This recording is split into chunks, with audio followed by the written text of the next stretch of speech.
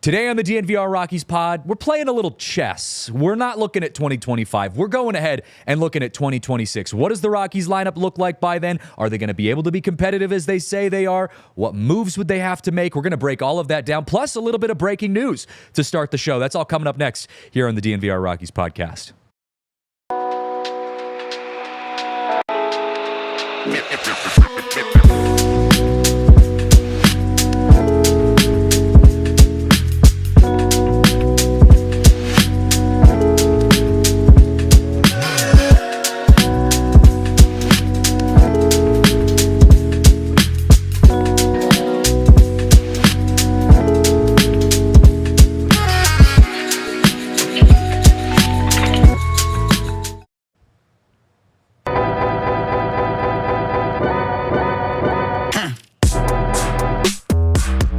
What is up, everyone? Happy Wednesday on the DNVR Rockies podcast. Another beautiful day to talk baseball. Every day is beautiful when we get to talk baseball, and today we have an interesting show lined up for you guys. As I said, live from the Toyota Lounge and live from the Indiana University campus, it's our boy Noah Spirek joining us, doing a little double dipping. I know you were on the pod yesterday with Blake Street Banner, coming over to talk Rockies with us on the DNVR podcast. Dude, you're like a local celebrity here, and you're not even located in Denver. You know what? I just can't get enough of Rockies baseball. That's what we'll say it is. You might be the only one for in that category, man. You are truly grinding out this offseason, as are we. And before we get into our main topic of the day, which is going to be looking ahead to the 2026 season, a season in which the Rockies are claiming that they'll be able to be competitive, or at least that's their goal, to get competitive by 2026. So our main topic today is going to be talking about that.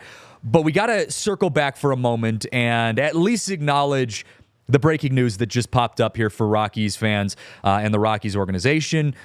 It came as a shock to everyone. Probably the biggest move that we're going to see this offseason. And I say that sarcastically. The re-signing of Jacob Stallings as the catcher for the Rockies. The Rockies offered him or signed him on a one-year extension deal that offers a club option for 2026, or a mutual option, I should say, for 2026. No surprises here. The Rockies needed to have a veteran catcher to help some of their young catchers kind of find their footing. But to me, like, and for your perspective, Noah, did you see that being the reason why the Rockies kind of left their roster at 39, 39-man roster yesterday? Was there any surprises there when they signed Zach Veen to leave that spot open for Jacob Stallings? You know, last night I was surprised that the Rockies had only gone with Zach Veen. I thought that they were going to at least add another player, but now waking up this morning and now we're into the afternoon and them signing Jacob Stallings, that certainly makes it make way more sense. And like you said, this is something we always expected the Rockies to do. Jacob Stallings smartly decided to test the free agency waters, raise his price a little bit before coming back to the Rockies on still a pretty friendly team deal. Yeah, did we see anything about, what they're signing him for? I know it was going to be in the ballpark of around $2 million. I didn't get to see if the amount was listed there. I just saw the last minute announcement right as we were getting ready to go live. Is there any information that you've seen on how much he got signed for? I would imagine it's in the $2 million range. Yeah, I haven't seen the number. I swear I thought I had, but it can't be above that $2 million by a lot. Yeah, I mean, so the reason that he had declined his option, going into this offseason and he went on the free agent market is just because he was probably going to be looking at $1 million this year in re-signing if he was to re-sign. And he felt, given the career highs that he had last year offensively, especially, he was going to be able to get more money. I would imagine that he did. Jacob Stallings is not going to have the value and the leverage to be able to do some holdout where he's sitting there saying, I want more money, I want more money. But it was just more of a business deal. That's why we were waiting on it. So not a lot to break down there with the Stallings situation. We've talked about this a lot on the show. Noah and I specifically have talked about the catcher situation for the Rockies on the show. So I don't want to spend too much time here. But I do want to talk about a graphic that we just put up on social media, and it's talking about this upcoming prediction for what the 2026 window is going to be looking like and what their lineup is going to look like. And we have the lineup on the screen, and I want to set the stage here for a moment before I get your take on this. The Rockies had said coming into the last couple years that they want to be competitive in a playoff window, or at least just competitive, by 2026. That was their goal. And so with that in mind, knowing what we know now, trades, free agent signings, all of that aside, just knowing the farm system that we have, the players that are on the team currently, with all of that in mind, I wanted to look ahead to the 2026 season and say, what realistically do we think the lineup could look like? And then react to that and say, is this a lineup that we think can be successful? So with that in mind, that context being there, if you want to put the graphic back up on the screen, Noah, I want to get your take on this, because this was my prediction for what I think we could see the Rockies put out in a lineup in 2026. What do you think about this? Do you disagree on anything? We'll start with that. Do you agree or disagree on the placement that I put there in the 2026 lineup?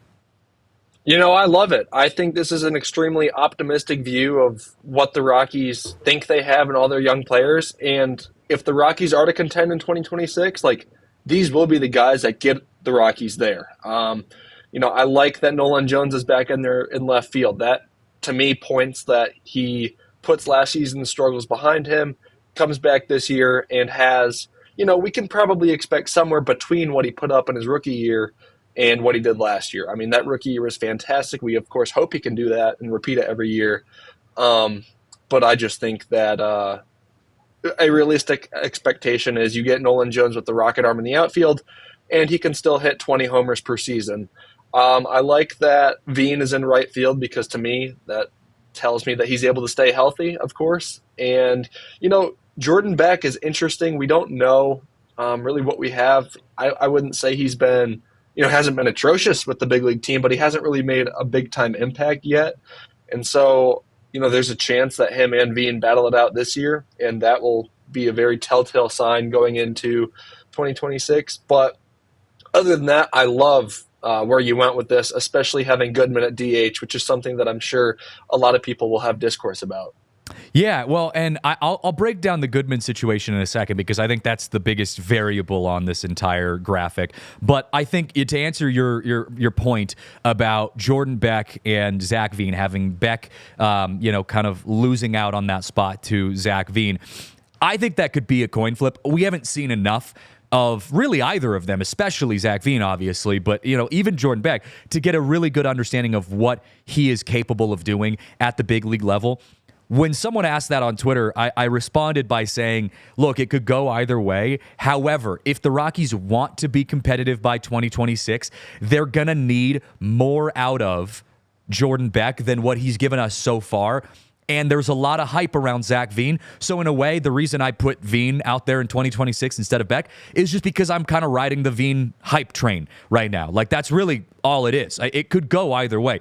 I'm not saying that I'm not anti-Jordan Beck. If Jordan Beck proves that he earns that right field spot by 2026, by all means, he's your right fielder. But I think the hype is there for Zach Veen, and Jordan Beck last year just didn't quite make a big enough splash to me to say, you know what, he doesn't, Veen doesn't even have a shot. It's all Beck. I think there's still that conversation to be had. Broncos Country in the chat says, where's Chris Bryant? This is another interesting point that I want to make in why I didn't have Chris Bryant as the DH. Chris Bryant will 100% still be on the Rockies roster in 2026. I have no doubts about that. However, I think the Rockies lineup, whether it's competitive in the Major League Baseball world or not, is going to be competitive in Rockies world enough to where if Chris Bryant isn't hitting up to par, which I don't quite see him doing that based on what we've seen so far, I think they end up just sitting him. I don't think he makes it out into that DH spot. So that's why I didn't have Chris Bryant as the DH. I think there's enough depth offensively that the Rockies have to be able to not have Chris Bryant as that DH, even though he'll be in the lineup. I want to know what you think about that, Noah. Yeah, let's face it. During his time in Colorado, number one, he hasn't produced, and number two, when he has produced the hits, they've been majority bloop singles, maybe a double rolls to the wall. I mean, to me, his back problems and spasms, and he's had the plantar fasciitis in his foot, have completely those two injuries have completely taken away all his power. And with the place that baseball is in today, you need a guy that can have pop as your DH, and that's exactly what Hunter Goodman gives you. Yeah, I agree completely. And, I think Chris Bryant, he's going to get some playing time next year because the Rockies have invested way too much money into him to not at least see if he can give you some production, despite all of the despite all of the frustrations from the fans, all warranted, of course. I do think the Rockies will still give him a chance to prove himself. I just think, and especially in some of the conversations we've had with Bud Black, like he said, look, this team, there's too much pressure on the team to be successful that if Chris Bryant is not performing up to standards, he'll still be on the lineup because you're paying him too much money. You can't get rid of him. He's not retiring. You can't, cut him and just waste all of that money, or they're not going to cut him, and you can't trade him. So he's going to take a roster spot. However, I just don't see this being a situation where he makes it as the DH. So I'll give you my take on why I put Hunter Goodman as the DH, because I think the flip side of this was a lot of people on Twitter were saying, well, why aren't you giving Charlie Condon the DH spot?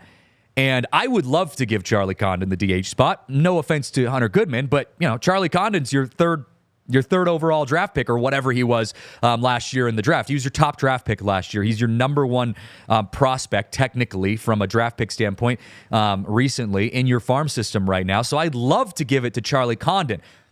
But let's remember what team we're talking about here. This is the Colorado Rockies, not a team that historically says, you know what, we're going to Paul Skeens a guy and just throw him up there and hope he does good within the first year of him being drafted. And on top of that, Charlie Condon still needs to prove himself a little bit more in the minors. His numbers weren't great, although I am not concerned about that at all. I just don't see this being a situation where the Rockies say, we're going to commit to Charlie Condon by 2026 as our DH. I would love for him and the Rockies to prove me wrong, but I think it's going to take a little longer than that.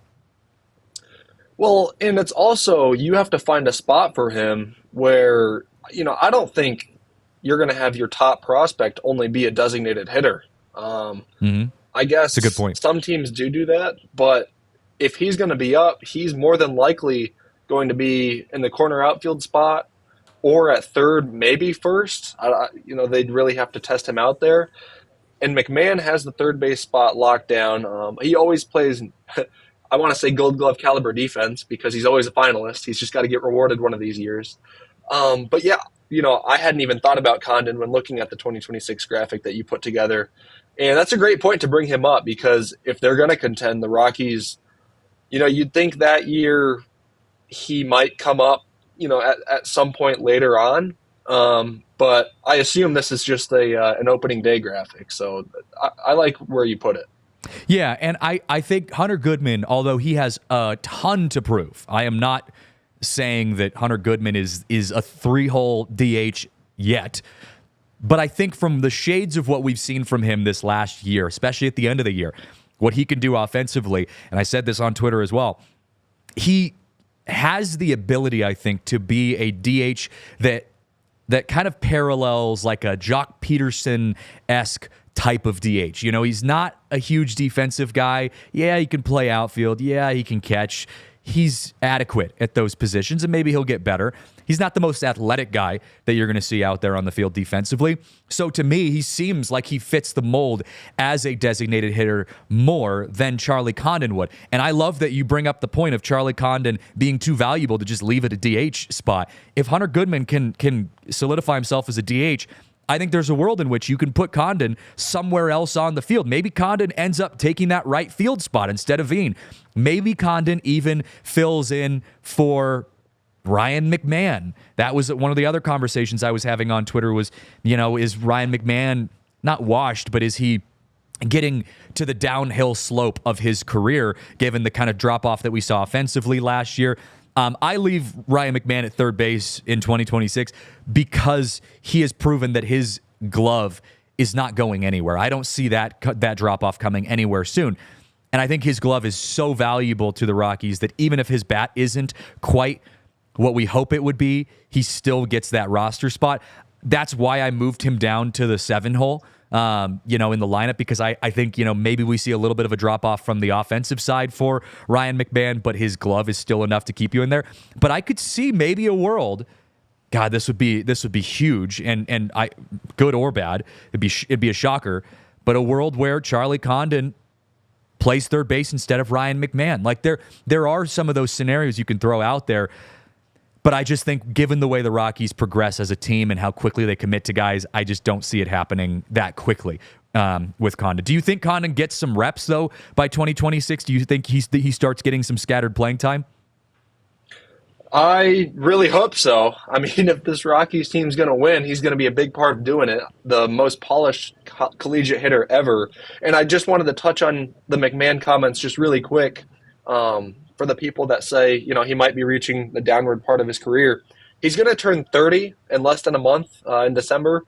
And Nolan Arenado, he's 33, and Paul Goldschmidt's 37, and he won an MVP 2 years ago. And I'm not saying that McMahon's the hitter that those two are, but he's closer to that realm of hitters than he is to, some of the people that he gets compared to, I think. Sure, he's really streaky, but McMahon has put together now an all-star campaign, and, he had to step into a leadership role probably earlier than a lot of guys have to in their career because of the way that he came up when the Rockies were good and kind of became a mainstay when the Rockies fell into a couple 100-loss seasons recently. But I definitely see him in the lineup, even if it is further down in the 7-hole, like you said. Yeah, no, I agree with you completely. But we got to take a break. After the break, though, I want to get your thoughts on if you think, looking at this lineup as a whole, if you think that can actually be competitive by 2026, or if there are still places that you think the Rockies need to make improvements on. So think about it. We're going to talk about that in just a moment. But before we do, got to give a shout out to our friends over at Coors Light, because Coors Light is the most refreshing light beer out there on the market. I'm going to be grabbing some late afternoon lunch, maybe an early dinner here at the DNVR bar just after this show wraps up. Might have to snag myself a nice Coors Light. And also, we got a little Friendsgiving going on later tonight as well for the DNVR fam. Unfortunately, you guys aren't invited. It is just DNVR family only. However, you, all of you, the audience, friends, family, you will all be in our hearts as well. But I will be bringing some Coors Light to the Friendsgiving later tonight. It's going to be an absolute blast. And there's a reason why Coors Light just goes well with any event that you're going to, whether it's a Friendsgiving, whether it's a watch party, go out to a live sporting event, or just, grabbing an afternoon drink with friends. Coors Light is truly the best light beer that there is. So make the most of the times you choose to chill. Choose Coors Light. Get Coors Light delivered straight to your door with Instant Cart by going to CoorsLight.com/DNVR. Please celebrate responsibly. Coors Brewing Company, based right here in our backyard in Golden, Colorado. Also got to give some love to our friends over at Empire Today. If you're in the business, or in the market, I should say, of having your floors replaced, Empire Today has you covered. They have so many great options for you to get your floors replaced. They've got amazing customer service. They're really quick. Their installers do an incredible job of making sure they take care of everything you need, the quality, the speed, the service. It is truly the best way to get your floors redone. I know they have redone our floors here in the studios for my wife and I. We're getting ready to get a new house, and they're the ones that we've gone to make sure we're getting our floors reset so that we can get a good price on our house. We know how crazy it is to sell your house nowadays. So, they've been incredible with helping us get our floors picked out. We use the virtual floor designer to take a picture of your living space. You can see what that new floor is going to look like. If you don't like it, you can kind of change out, the different designs, see what different colors and styles are going to look like in your living space. So whatever your needs are, whatever you're trying to get figured out when you're replacing your floors, Empire Today has you covered. And be sure to schedule a free in-home estimate today. All listeners of this show can receive a $350 off discount when you use promo code DNVR. Restrictions apply. See EmpireToday.com/DNVR for details. All right, back here on the DNVR Rockies podcast, joined by Noah Spirek. And so we saw the lineup prediction, and we got a kind of taste of, as of now, given the pieces that they have, what that lineup could look like for the Rockies trying to be competitive in 2026. So now the real bread and butter of this whole situation is this lineup going to be competitive? Do you see this being a lineup that can be competitive in one of the best divisions in all of baseball, in the NL West?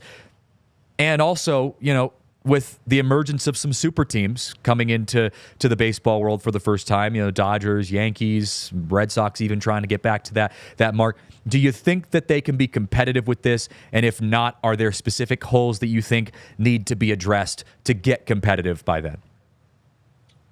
I think they can compete. I think the Rockies ever competing for a National League West title is always going to be super difficult because we can't sign the checks or cash the checks that the Dodgers can.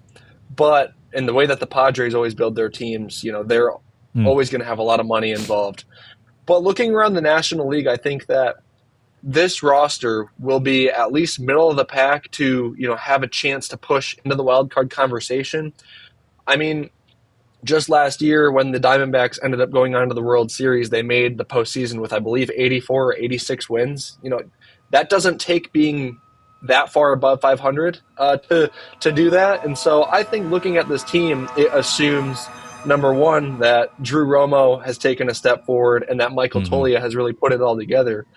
And I think that you already have some proven contributors. If you look at McMahon, Tovar, and Doyle, and the league knows what Nolan Jones can do. I can't look at this lineup and not be excited for the possibilities that could come. You're a good man, Noah Spirek, because I'm going to take a little bit more of a critical approach to this. I think this lineup is a start, but I don't think this is enough. Because if you look at the lineups that the competitive teams, the Padres, the Dodgers, the Red Sox, when they're playing their level of baseball with how much money they spend, the Yankees, teams like that. If you're talking about can we win a World Series or a playoff series or even a wild card series against a team in those calibers, I don't know if this lineup gets it done. And I'm assuming as well that these players are playing at their peak all together throughout a 162-game season. I still think, despite having some really good pieces here, it's not enough. Now, we're not talking pitching yet. This pitching isn't included in this prediction lineup. So pitching aside, just offensively, I don't know if this team has enough to get it done offensively. I see this being a foundational piece for the Rockies where they can say, you look at this lineup in 2026 and say, we can build off of this. There are guys in here that can compete and be all-stars, gold glovers, maybe even a silver slugger within the next year or two if we can get, some bats turned around and clean up some of the mistakes that some of our hitters are making. But I do feel like there's too many holes right now in guys that just don't do enough. Drew Romo, yes, love the guy. Think he could be a good piece to this Rockies team. But he hasn't shown me enough offensively that even if he earns the spot as the starting catcher, I don't know if he's got enough of a bat to be a top-tier catcher offensively. Same thing with Zach Veen. Zach Veen's, a great defensive player. He's got a good bat, but he's been kind of streaky. Ryan McMahon, same exact situation. I have Adael Amador at second base in 2026. What are we going to get from his bat? I'm hoping that some of these guys have kind of a above expectations breakout offensively, but I need a little more depth. So I see this being a foundation that the Rockies can use as a stepping point to kind of say we can get better from that, and next year is going to be a big year for them to hopefully enhance that conversation.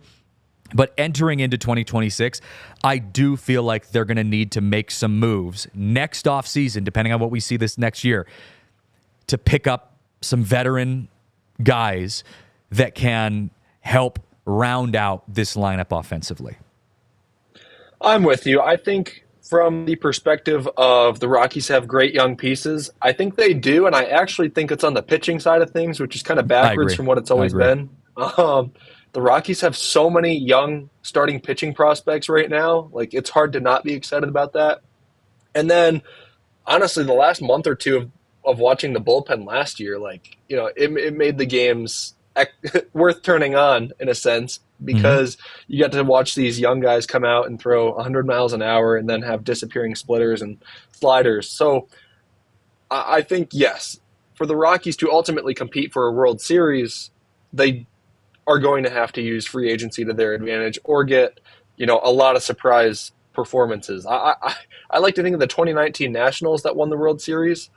To me, that was kind of a talent inept team, but every player on that team had a career year except for, Juan Soto. He's been labeled as a generational hitter, though. And so all of a sudden you can hope that you get that in Charlie Condon, right? And then build around him with, at that point, the Nationals had a veteran pitching staff and Ryan Zimmerman also an aging third baseman. Maybe you're looking at Nick Mann for there. If you really want to get parallel with it. I just think for the Rockies to ever go into a season like, okay, this is going to be a top 10 contender for a World Series, I don't know if that'll ever happen. I think altitude always just poses too large of a threat, too big of a challenge to predict this team. But there's always a chance once you get in the season that you start hot, and then confidence is such a big thing in baseball. Because it's a game of failure. But I don't know. It'll always take a little bit extra for a Rockies team to win a World Series, and they'll never say that because then it's like, oh, you're begging for luck. I just think it's really difficult to build a perennial contender at Coors Field. If you're going to hang your hat on something for the Rockies, I think it's got to be this saying: winning is contagious and losing is contagious. I agree with you completely with what you just said. The Rockies going into a season, when we put a lineup out there and say, are the Rockies going to be competitive in the NL West? The answer is 99.9% of the time going to be no. However, if you can find a way to build some confidence as a team, like you just said, get some wins under your belt, get some big wins under your belt, have some pitchers that go out and throw 7 innings early in the season of 2-hit baseball, and you're feeling like, man, we've got some guys coming out of our starting rotation that are chucking it right now, and our bullpen is going well. Goodman's just hitting home run at every game. Doyle's robbing home runs left and right out in center field. We're feeling good. That snowballs. Look at the Oakland A's over the last decade and the years that they've been able to put together a team of nobodies and somehow make it to the playoffs. Brad Pitt, Moneyball aside, the A's have found a way even this last year, the Oakland A's were a team that went on winning streaks. They didn't make it to the playoffs, but they were beating some of the best teams in baseball, time and time again. Every single time I was watching the A's play against the Dodgers and the Diamondbacks and, these Padres, these huge teams, they were winning those games and those series. And, they didn't have enough depth to get it done throughout a whole year. But the A's were a fascinating team this last year, and they proved that a team full of misfits can be a winning team, and a team that can build on winning and have that snowball effect. The Rockies have to get that. You can't start your season against, the Diamondbacks in Arizona getting walloped, and then you just suck the life out of your entire season before anything's even started. It's that's to me where I think the Rockies can have that X factor, is if you can find a way to string some fun, exciting, good vibes type of wins together, like they kind of did at the end of the year, honestly, they had a good stretch in the end of the year. If you can do that at the beginning of the year, it sets the tone for a different situation going into the second half of the season. Well, and let's not forget, the Rockies won 7 straight games in May, and it felt like they were never going to lose again. They swept the Padres in San Diego. That was a fun week. They swept the defending world champion Texas Rangers, then went to San Diego and swept the Padres there for the first time in too many years.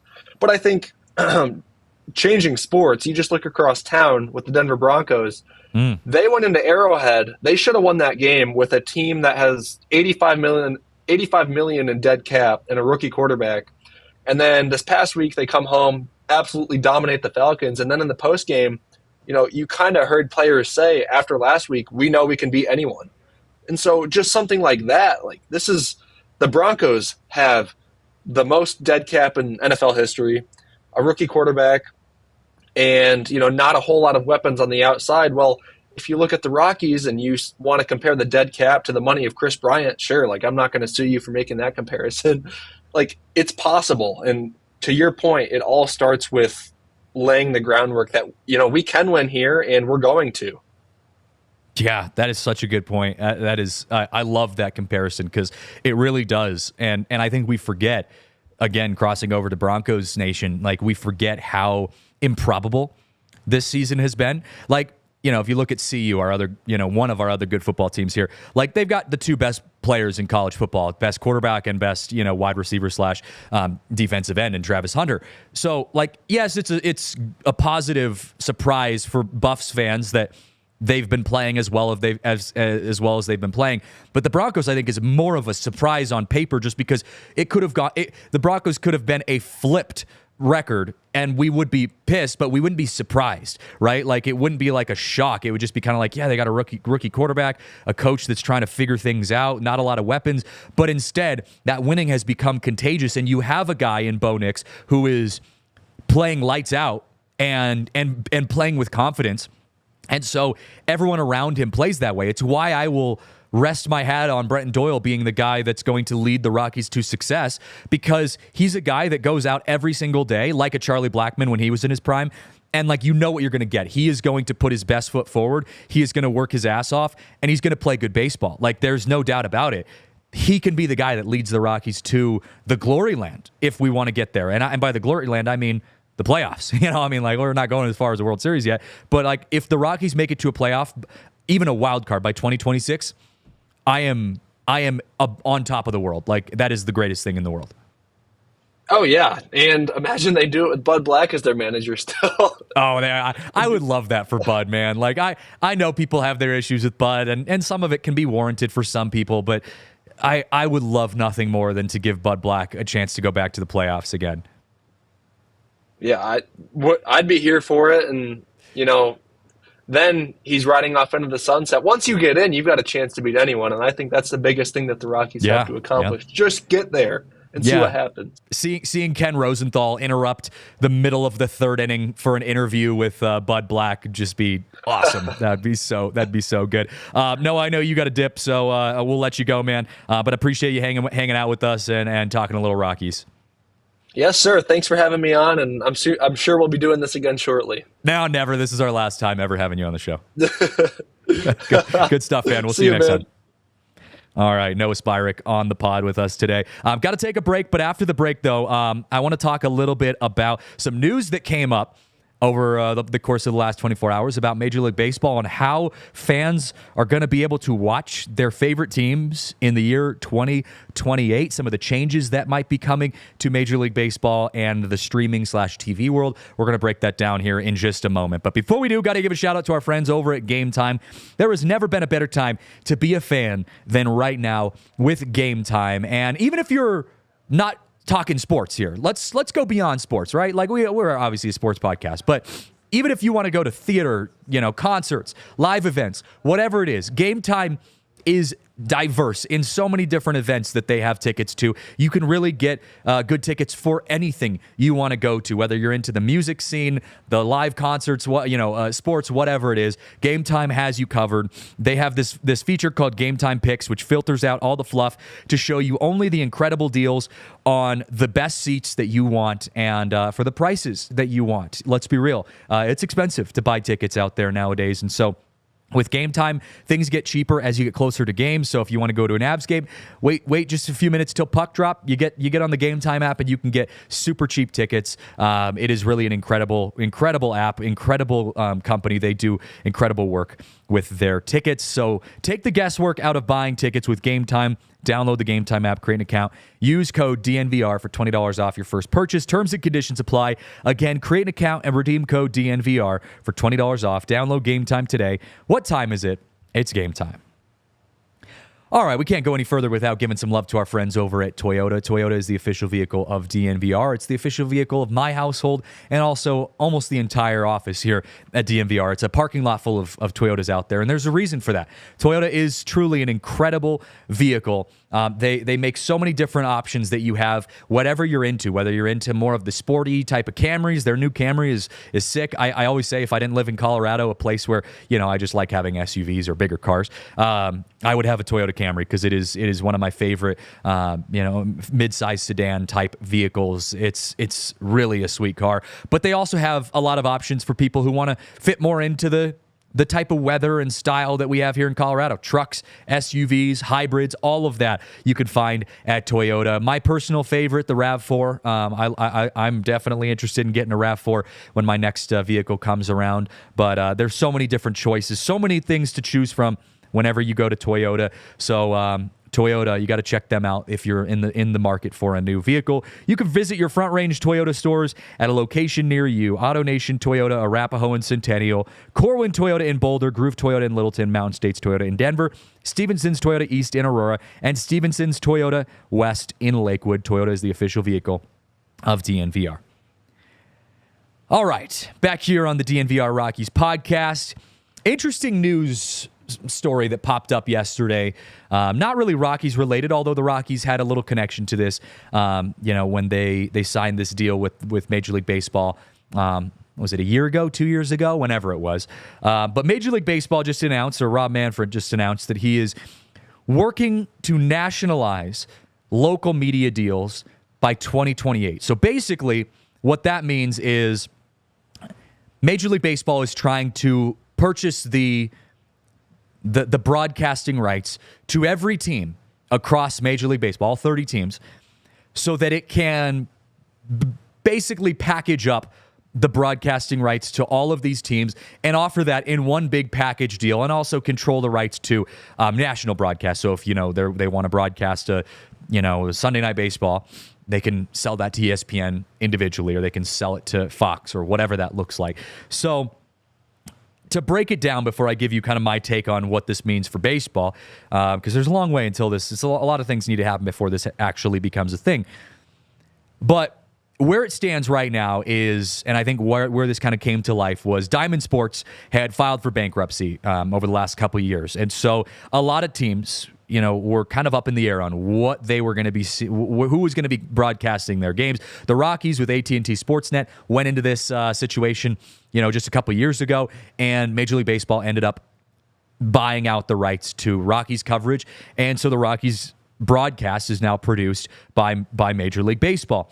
Now, this year, 6 teams have renewed their Diamond Sports media deal set to expire by 2028, which is why Major League Baseball is planning on that 2028 kind of goal to get this deal figured out. The whole selling point for all of this is Major League Baseball wants to end blackouts, which on paper, that sounds great. We love that, right? Like, if you can have all of Major League Baseball games in one app or in one network, or even spread out across networks, but you don't have your team blacked out, that's a good thing. Now, they did already add 3 more teams to their ownership, Major League Baseball's ownership this year, making their total of teams that they broadcast up to 8 total teams that they're broadcasting, including the Rockies this year. But their goal is to offer this as a one package deal. They want to offer this to companies like ESPN, Amazon, Apple TV, and also their own app, MLB.TV, and MLB Network, all of that kind of stuff. They want to encapsulate this all in one big deal. Now, I think personally, just my initial reaction to this is, I'm not against it. I think especially given the product that baseball is, the way that baseball runs as a product. It's not football, where you're looking at one specific game each week that every single person in your city is watching in that game, and everyone's locked into their TVs when the Broncos are playing, and whatever channel that's playing on, Fox, CBS, NBC, whatever it is, you're going to be locked in as Broncos fans to that one game. Baseball's different. The product is much more casual. You got 162 games throughout the season. Even if you're the Los Angeles Dodgers that bring in a lot more views, a lot more eyeballs to your games, it's still a more casual viewing experience. I always say, I talk to like Hank, covers the Broncos, but loves the Rockies and watches every Rockies game. God bless him. He always says, like, I love having baseball on just in the background, cleaning the house, spending my summer getting ready to write some off-season pieces for the Broncos, and I've just got the Rockies game on in the background. I'm turning around every time they do something good, but it just kind of serves as like background noise to me. That's more of the viewing style that baseball provides. So if Major League Baseball can package this in a way that makes it affordable to baseball fans in a way that's not blacked out for specific cities and markets that have had issues viewing their teams, I'm okay with that. Now, the downside to this is that, of course, it puts a lot of value or power. Value is not the word. It puts a lot of power in Major League Baseball's hands because Major League Baseball can pretty much dictate and determine how much they want to charge and how much value they perceive your team costing. So if you are the Los Angeles Dodgers and you're the best team in baseball and you've got a super team with Shohei Ohtani, Juan Soto, Freddie Freeman, Mookie Betts, all those guys, Major League Baseball might get to a point where they're saying, you know what, we're going to charge a little extra for the better teams because they're worth more. That helps teams like the Rockies, where we're not worth as much because we don't have as many eyeballs going on to our teams. Now, I'm not saying that the Major League Baseball is going to do that. I'm just saying you have the power when you put all of the eggs in one basket. I mean, if you want to get into business and economics, we can go that route. You look at the merger between Kroger and what is it, Albertsons that the state's trying to stop. Like, it's that kind of thing where the state is trying to stop those two huge supermarket food chains, grocery store chains from merging because they don't want them to have a monopoly over things. So that's where it gets a little tricky. But I also think there is still some hurdles that Major League Baseball needs to overcome before they can even make something like this happen. And one of the reasons I just outlined with a team like the Dodgers or the Yankees, a team that makes a lot of money on their TV deals, they're probably not going to want to sell their broadcast rights to Major League Baseball. Although Major League Baseball has shown that they have done a pretty good job for the teams that they have bought the rights to, including the Rockies. We're talking the difference between the Rockies or the Diamondbacks versus the Dodgers and the Yankees. The Yankees, for example, made over $600 million in TV revenue last year. And I get it. They went to a World Series. They did all of the good stuff. But that just shows you the value that a team can have when you host the broadcasting rights correctly and you manage that correctly. They do a really good job at the Yes Network at making sure those Yankees games are valuable to the fans. It's an event. It's not something that you just have on in the background, although I'm sure a lot of New York people do. It's an event. People watch Yankees games intently, like Hank does for the Rockies. Again, God bless him. So teams like the Yankees and the Dodgers and the Red Sox, the Cubs, the historic teams that get a lot of eyeballs every year in their TV deals, they're going to probably push back. They're going to dig their heels in. So is there a world in which Major League Baseball says, you know what, we're going to let you guys keep your TV deals. We're not going to mess with that. Maybe that is a world in which that happens. They also want to package this deal with MLB Network.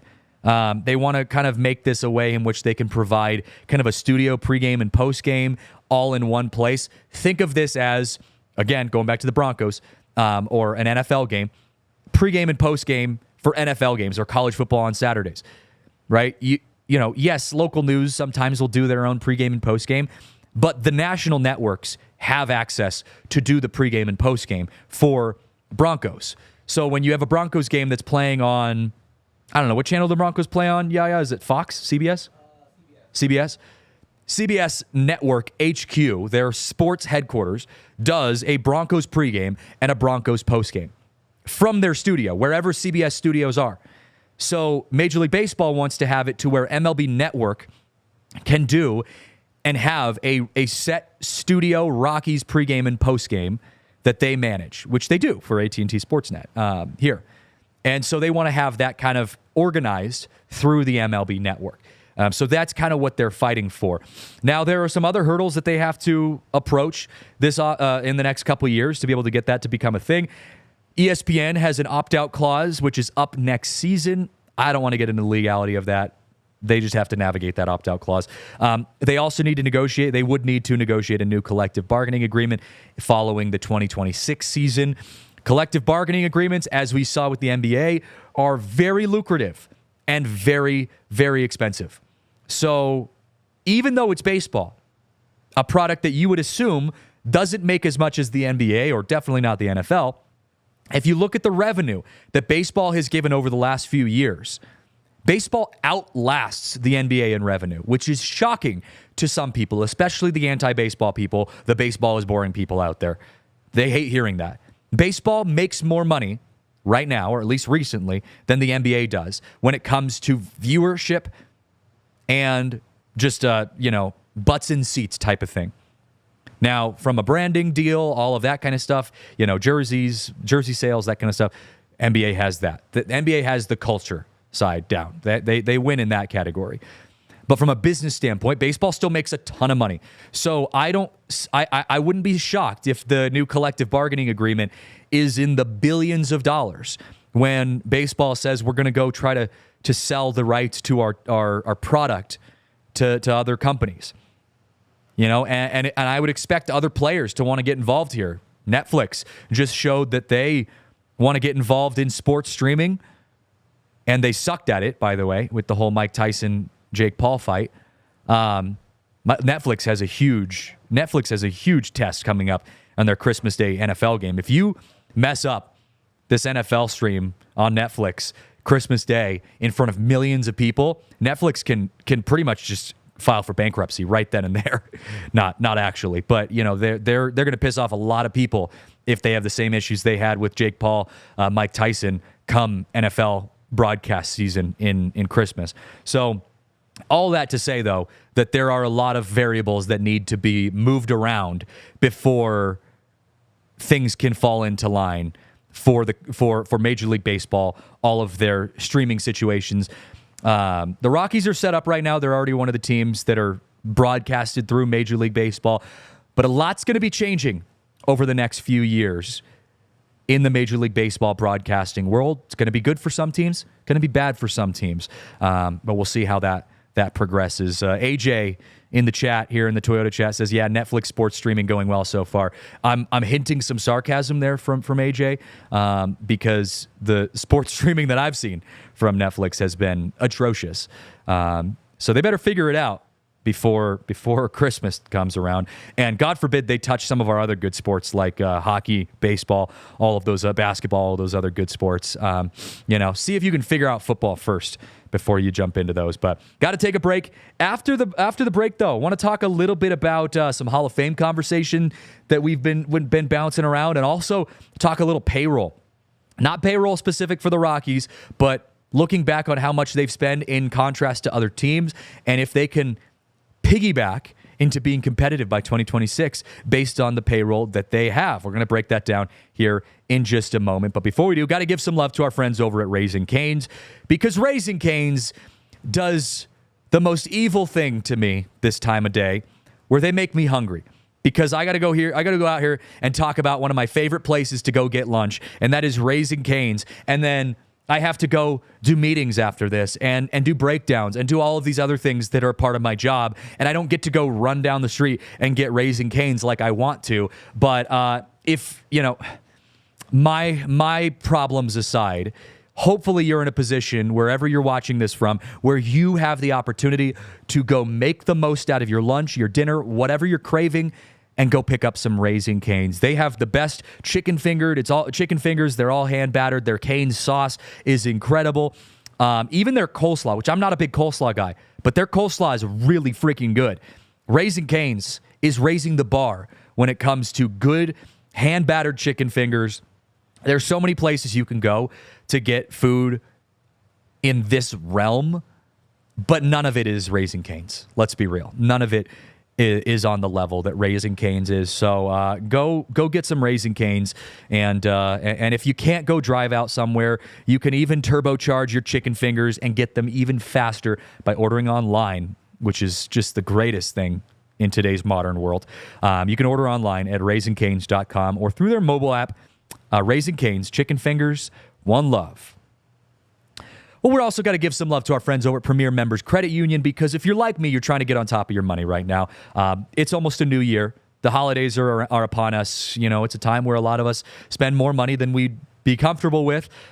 So you got to make sure that you are in a place where you can you can figure that out. You can budget accordingly. You can get a savings plan figured out, and kind of get reset as you're getting ready for this new year. And Premier Members Credit Union, they are a perfect way to help get you on top of your money. They've got friendly tellers. They've got amazing customer service. They're local too. They're based right here in Colorado. You don't have to worry about some big bank, some big chain bank, kind of trying to take all your money from you. They are truly friendly and family oriented here in Colorado, and they have so many great options like the reverse tier money market to help you save smarter. So whatever your goals are, Premier Members Credit Union can help you. They're all about creating a better banking experience for their community. So why not see what they can do for you?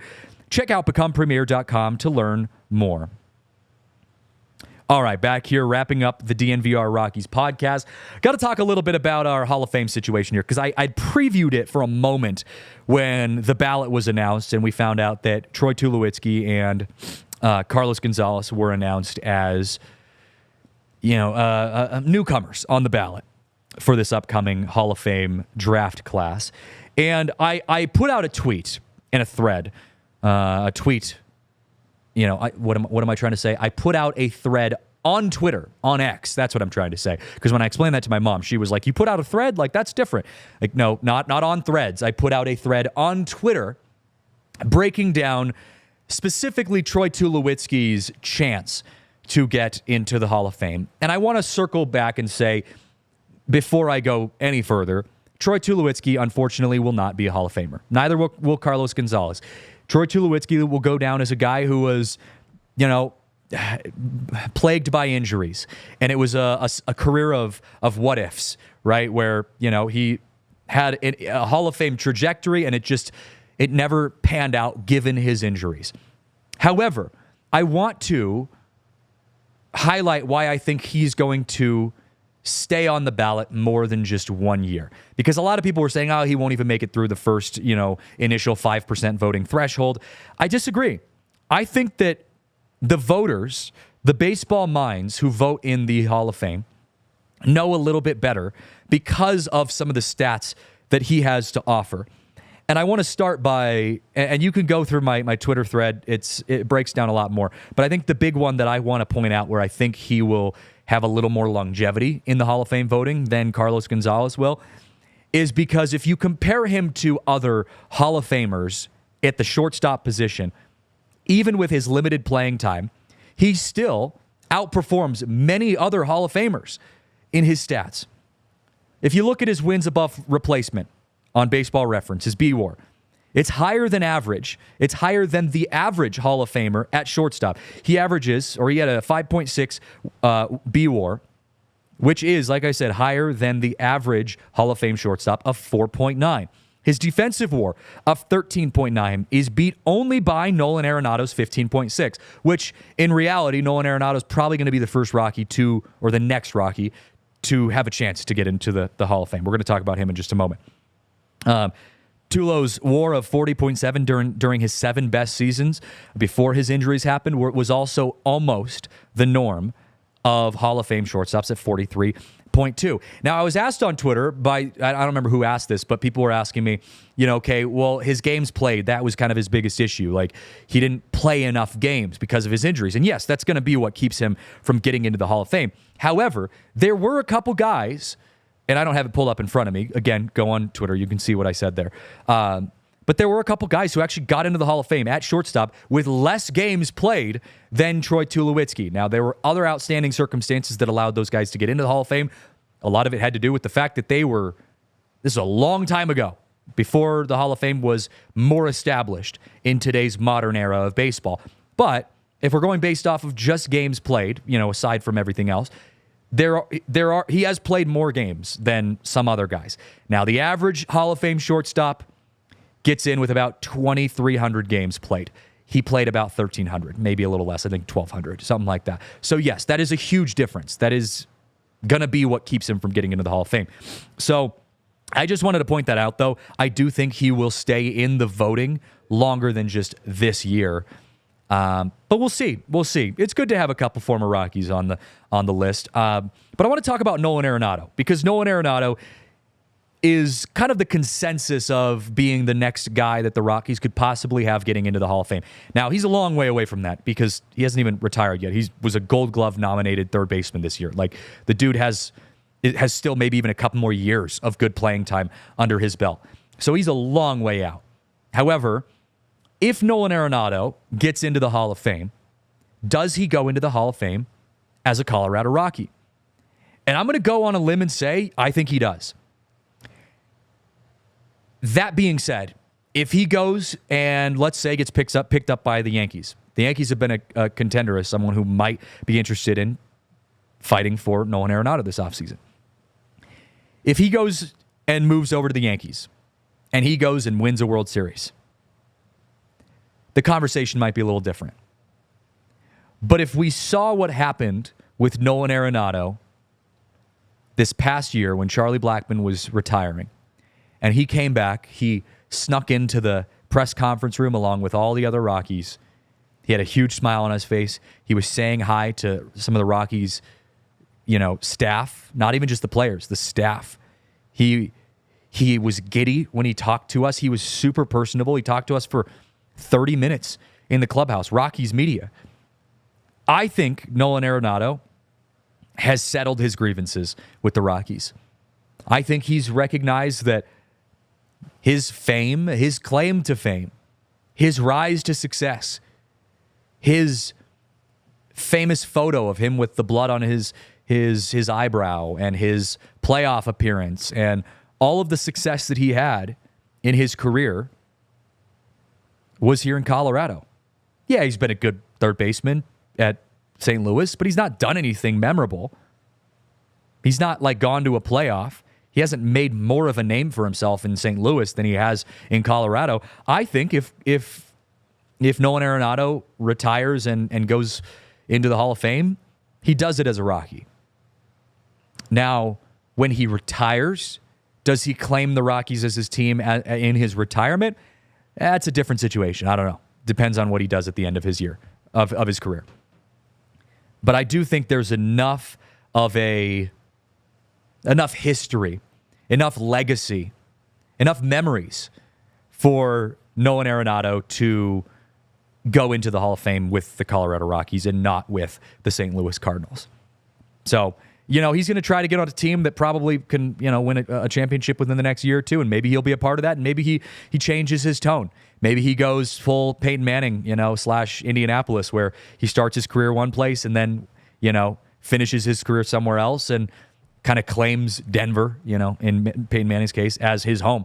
Maybe that's Nolan Arenado's situation, but I do see him being a forever Rocky if he goes into the Hall of Fame. And I see him doing that with the Rockies. Got to wrap up the show here. And my last talking point that I want to make, and it's not really a talking point, I just want to kind of briefly throw it out there. And I actually forgot to send this to Yaya, so I'm not even going to put it up on the screen, but I will read this to you guys. I took a screenshot of it. Brooksgate had put out this graphic saying payroll that each team's or the amount of money each team has spent over the last 4 years since 2020, and they ranked all the teams in the amount of money that they've spent. Dodgers, obviously, number one. They spent $1.59 billion. Yankees spent $1.11 billion. The Rockies, out of the 30 Major League Baseball teams, come in at 21. They have spent $280.3 million. And it's crazy to me when I think of that because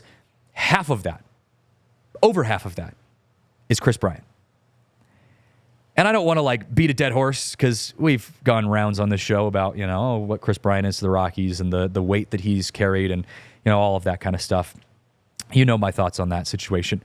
But I think when you see it added up over the last 4 years and you see the biggest signing in the Rockies' history, really, being Chris Bryant and how much space that takes up, It just gives a stark reality as to where the Rockies are spending-wise in compared to the other teams. Now, with that being said, I want to go back to what Noah, God, I forgot his name for a second, what Noah said earlier in comparison to the Denver Broncos being a team that was in the NFL version of that with the dead cap space with Russell Wilson, all of that situation, not having a lot of key pieces, and yet being a possible playoff team. There's a world in which the Rockies can be competitive with Kris Bryant in tow. But I think that that paints a picture as to what situation the Rockies are in. Gotta answer a question here from Eric Simmons in the Toyota chat. He says, I think Nolan Arenado has a shot at the Hall of Fame. What do you think? Absolutely. I'd be shocked if Nolan Arenado. I wouldn't be shocked, but I would be, I guess, a little bit surprised if Nolan Arenado didn't get into the Hall of Fame. He's been such a consistent force at third base, and I think where he becomes a case for the Hall of Fame is he has done it both defensively and offensively. Like Ryan McMahon, for example, has been an incredible third baseman his entire career, but his bat has been so streaky that you could never make the case that he would be a Hall of Famer, even if he continued to have incredible success defensively over the next 5 to 7 years. You just couldn't make that case because of his bat. Nolan Arenado has always been a dual threat player, one of the best third basemen in baseball consistently in the entire time he's played, especially during his peak years with the Rockies. He was the best player in baseball in some years. Nolan Arenado, I think will go into the Hall of Fame. Absolutely. Just it's the case, with so many players, in today's time where what does the end of your career look like? Nolan Arenado, okay, or Kris Bryant. I would have said Kris Bryant would have been a first ballot Hall of Famer all the way up until he got to the Rockies. And now it's okay, does his success with the Cubs have enough weight to it to propel you into the Hall of Fame despite being awful with the Rockies, despite doing nothing after signing a huge contract? Russell Wilson, same thing with the Broncos and his career. Now he's playing better with Pittsburgh, but Russell Wilson would have been a first ballot Hall of Famer to me if he had come to Colorado and played how he's playing in Pittsburgh and did that for 5 years and, retired. But that's not how it went down. So what are we doing? What does that look like? So it's just an interesting conversation. We'll have to give it a couple more years, but I do think Nolan Arenado will be a Hall of Famer. But I got to wrap things up. Got to say, guys, before I wrap things up, huge guest coming on the show Friday. A current Rockies player will be joining the show as a guest on Friday. We'll be announcing that tomorrow morning. So stay tuned. You're going to want to be a part of the show on Friday. I got to wrap things up though here on the show before it gets any later. Check with us on the DNVR_Rockies Twitter to find out who that guest is and hang out with us on Friday at 12:15. Shout out to our awesome producers Reese and Yaya. I am Christian Saez. We'll see you guys next time right here on the DNVR Rockies pod. We all silly like the mayor.